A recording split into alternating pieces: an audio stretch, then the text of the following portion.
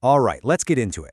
Today we're talking about a really fascinating idea from the author Cal Newport, and it's called slow productivity. It's a whole philosophy that pretty much flips our modern idea of work on its head. It argues that the real secret to achieving more might actually be to do less.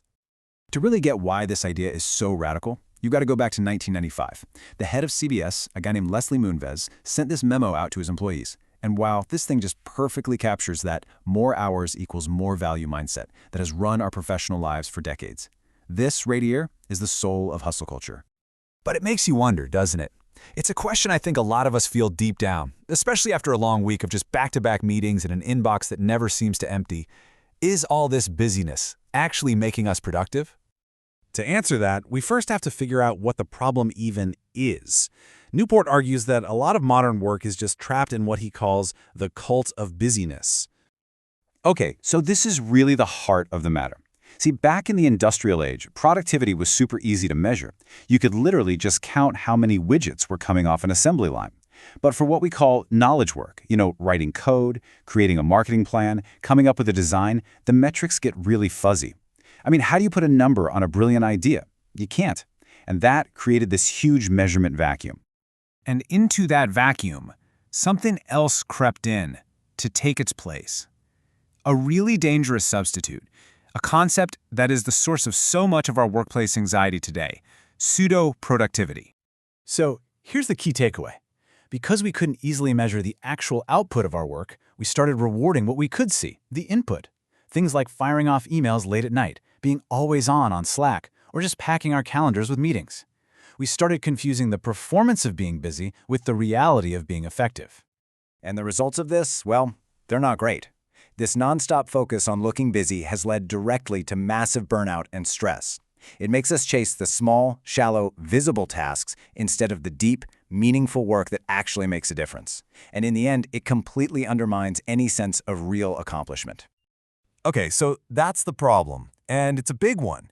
But Newport doesn't just leave us there. He offers up a solution, a slower, and frankly, a much better alternative. And to make his case, he points to a really powerful parallel, the slow food movement. Back in 1986, McDonald's was about to open a restaurant right near the historic Spanish Steps in Rome, and the locals were furious. But an activist named Carlo Petrini didn't just protest fast food, he created an incredible alternative, the slow food movement, which was all about celebrating quality, tradition, and just the sheer pleasure of a good meal. And that is the inspiration behind slow productivity. Now let's be really clear, this is not about being lazy or just working less for the sake of it. It is a complete philosophy for rethinking our work so that it's sustainable, meaningful, and you know what? Ultimately, way more effective. And it's all built on 3 core principles. So let's break them down. Here are the 3 principles for slowing down and, believe it or not, achieving much, much more. The first principle sounds so simple, but it goes against pretty much everything our work culture streams at us. It is simply this: do fewer things. I mean, think about someone like Jane Austen, one of the greatest writers ever.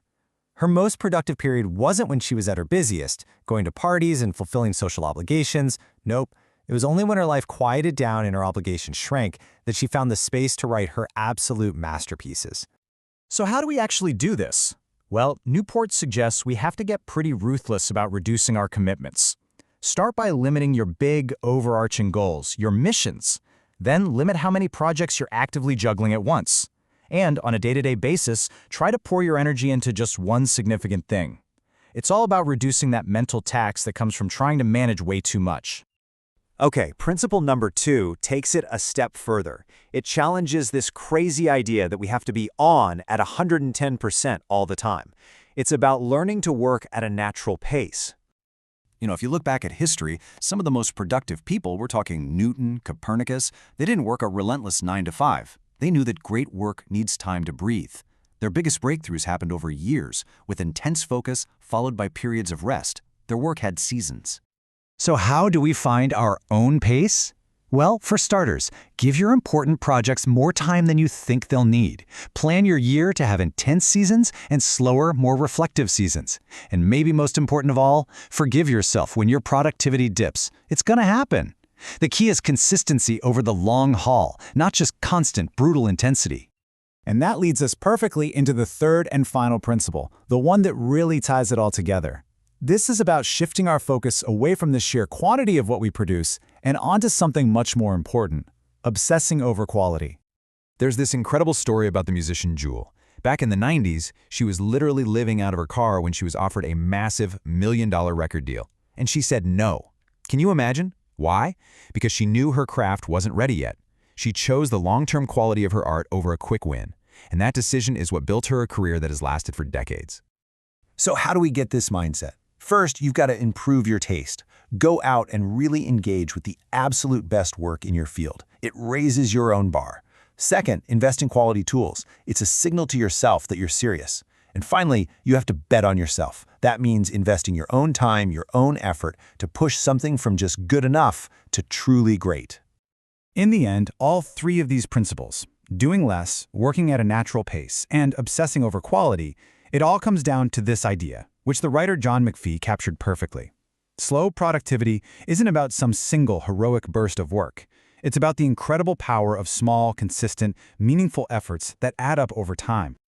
So as we wrap this up, the real question isn't what more can you add to your plate? It's what can you take away? So I'll leave you with this to think about. What is the one thing you could do less of, starting today, to make room for what truly deeply matters?